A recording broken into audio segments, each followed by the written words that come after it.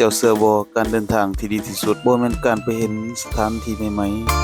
ๆแต่มันคือการเดินทางไปกับเพื่อนมิตรสหายไปหาคนที่เฮารู้สึกคือกันกับครอบครัวถึงว่าจะบ่แม่นสายเลือดเดียวกันก็ตาม45กิโลกับ20กว่าชีวิตและอีก1คำสัญญาบางคนอาจจะคิดว่านี่คือการเดินทางธรรมดาแต่สำหรับพวกเฮานี่คือมิตรภาพและความทรงจำดีๆที่พวกเฮาได้มีโอกาสมาเยี่ยมยามครอบครัวของสหายแสงใสสัญละที่เมืองโรงงาม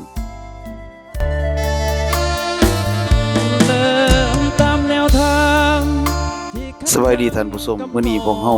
ได้มาเยี่ยมยามทางครอบครัวสหายแสงใสสัญลักษณ์ที่เมืองงามและในหันก็มีทั้งครูอาจารย์และเพื่อนๆนักศึกษาอ้ายน้องทฤษฎีการเมืองขั้นกลางหุ่นที่4มื้อนี้พวกเฮามีกิจกรรมแข่งขันกีฬากระสับมิตรระหว่างนักศึกษาทฤษฎีและเพื่อนมิตรสหายการต้อนรับก็กินงัวน้อยและก็เหล้ายาปะแปลงเครื่องเสียงครบสุดท่านผู้ชมเอาล่ะขอขอบใจสำหรับการต้อนรับของเสียเสียงใสที่เปิดบ้านต้อนรับหมู่ครูอย่างเต็มที่ท้ายสุดนี้สุดท้ายนี้ขออวยพรเพื่อนเสียงใสและหมู่ครูจงมีความสุขทุกๆคนบ๊ายบาย ของแข